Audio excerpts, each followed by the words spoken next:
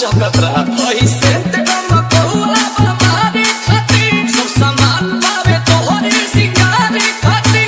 इतने लैला झुमका लैला कजरा हाय पाई हाय हाय हाय साड़िया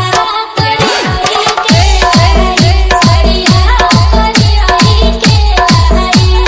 करिया से कमरिया के हो भाग जग जाई ओए होए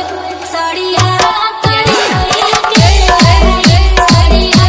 कड़ी आई के डीजे रितेश कुशवाहा